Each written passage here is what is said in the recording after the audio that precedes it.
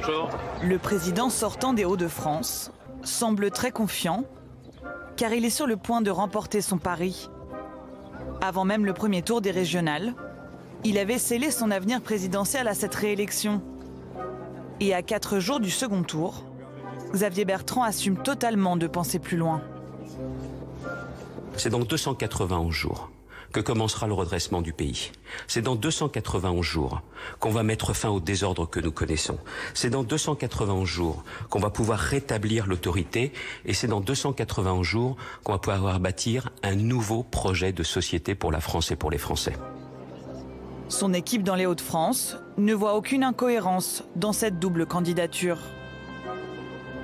C'est la suite logique, c'est la suite de son parcours évident en tant qu'élu. Vous savez, c'est très pratique d'avoir à la tête de cette région un président du conseil régional qui est écouté par le pouvoir, qui a une voix qui porte. Ça nous a permis d'avancer et d'aborder des dossiers favorablement à de très nombreuses occasions. C'est triste à dire, mais la vie politique est ainsi faite. Si vous ne comptez pas dans les yeux du pouvoir central, on ne vous écoute pas. Et la voix de Xavier Bertrand, qu'il a portée pendant 5 ans au bénéfice de la région des Hauts-de-France, il a envie de poursuivre. Si les habitants des Hauts-de-France lui donnent mandat pour le 27 juin, il a envie de poursuivre cette route. La candidate de l'Union de la gauche, elle, promet de garder les yeux rivés sur la région, rien que la région. Vous savez ce qui se passe dimanche? Vous allez voter, hein? Super! Xavier Bertrand, on a fait sa primaire, vous voyez? Sa primaire. Donc il s'est servi de cette élection justement pour son ambition personnelle. Et ben, c'est pas notre cas. Moi, je suis candidate pour l'intérêt général, vous voyez. Moi, je n'ai qu'une ambition, c'est pour les Hauts-de-France, rien que les Hauts-de-France, toutes les Hauts-de-France.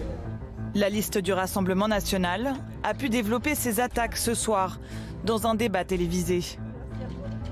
Vous avez des prétentions d'homme d'État, mais vous parlez à des Français qui sont désespérés par les politiques que vous avez menées, des Français qui sont horrifiés, qui sont au chômage, qui subissent les politiques que vous menez, et vous voulez broyer la mâchoire des gens qui votent pour le Rassemblement national. Ces propos de violence, vous croyez qu'il n'y a pas assez de violence dans notre société? Ils sont inacceptables, ils sont inadmissibles, et ils vous disqualifient, Xavier Bertrand, pour les fonctions dont vous rêvez. Dans un dernier sondage, Xavier Bertrand a gagné 3 points dans la course à la présidentielle depuis les résultats de dimanche soir.